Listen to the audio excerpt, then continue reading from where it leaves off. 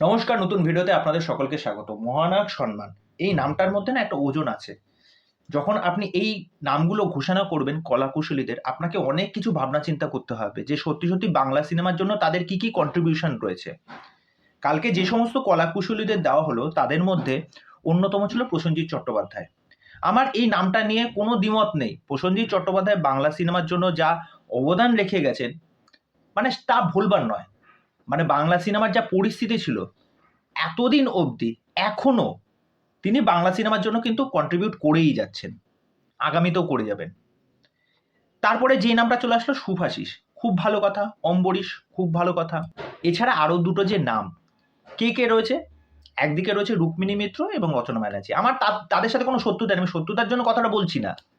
রুক্মিণী মিত্রকে যখন দেওয়া হলো বাংলা সিনেমার জন্য তার অবদান যখন অ্যানাউন্স করা হলো 2017 সালে চ্যাম্প, তারপরে যে কিডন্যাপ, ব্যোমকেশ দুর্গ রহস্য, এই সমস্ত সিনেমার জন্য তাকে মহানায়ক সম্মানটা দেওয়া হলো। মহানায়ক সম্মানটা না, মানে এই ব্যাপারটা না জাস্ট ছেলে খেলা হয়ে যাচ্ছে। মানে এইটার ওজনটা যে কতটা, এটা কেউ ভাবনা চিন্তাই করছে না। তাহলে আমি অনায়াসে এটা ভেবে নিতে পারি যে একটা নির্দিষ্ট দলের তকমা গায়ে লাগা থাকলেই তবেই এই অ্যাওয়ার্ডটা কিন্তু সহজেই পাওয়া যায়। মানে এই অ্যাওয়ার্ডটার সত্যিকারের কোনো অর্থ আছে কি? যেই মানুষটা সত্যি সত্যি ডিজার্ভিং মনে করেন আপনি তাদেরকে দিন। প্রসেনজিৎ চট্টোপাধ্যায় যেমন ঠিক আছে, আজকে ভাবুন জিৎ, এই যে মানুষটা বাংলা সিনেমা কবে থেকে শুরু, প্রায় 2002 সাল থেকে শুরু করেছে, আজ অব্দিও তাকে নিয়ে কোনো ভাবনা চিন্তাই নেই। এইদিকে এর আগে নুসরত, অঙ্কুশ, বনি, এই সমস্ত মানুষজনেরা মহানায়ক সম্মান পেয়ে গেছে। মানে এটা কি বলবো, এটা লজ্জা না? আজকে নচিকেতা পেয়েছে, আজকে রচনা ব্যানার্জি পেয়েছে। রচনা ব্যানার্জি তো বহু যাবৎ সিনেমার সাথে যুক্তই নেই, তাহলে কি দিদি নাম্বার ওয়ানের জন্য পেয়েছে? রচনা ব্যানার্জি কি জন্য পেয়েছে এটা আপনারা সকলেই জানেন। হ্যাঁ, ওইটার জন্যই পেয়েছে। নচিকেতা ব্যানার্জিকে মহানায়ক সম্মান দেওয়া হলো। নচিকেতা ব্যানার্জির এরকম অনেক গান আছে যেগুলো সরকারকে কিন্তু এক প্রকার খোঁচা দেওয়ার মতো, কটাক্ষ করার মতো। এমন অনেক সময় গেছে যে নচিকেতা ব্যানার্জির গান নিয়ে কিন্তু প্রচুর জলঘোলা হয়েছে।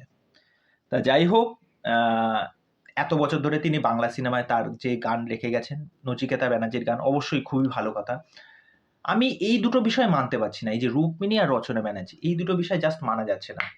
তা যাই হোক, এই প্রসঙ্গে অনেকে দেবদার কথাও তুলে আনতে পারেন, যে রুক্মিণী কেন পেয়েছে, এটা জানাই কথা। তা যাই হোক, আমি এটা আশা রাখবো পরের বছর যখন মহানায়ক সম্মানটা দেওয়া হবে একটু ভাবনা চিন্তা করে দেওয়া হোক।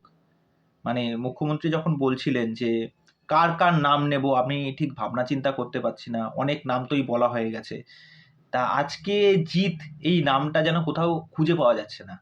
মানে জিৎদার সাথে বরাবরই এটা হয়ে থাকে, মানে সব দিকেই, মানে ইন্ডাস্ট্রির ক্ষেত্রেও আবার এই ক্ষেত্রেও। মানে এটা দেখে খুব খারাপ লাগলো যে এই মানুষটা বাংলা সিনেমার জন্য কত কিছু করে গেছে, আজকে সেই মানুষটা ব্রাত্য থেকে গেল।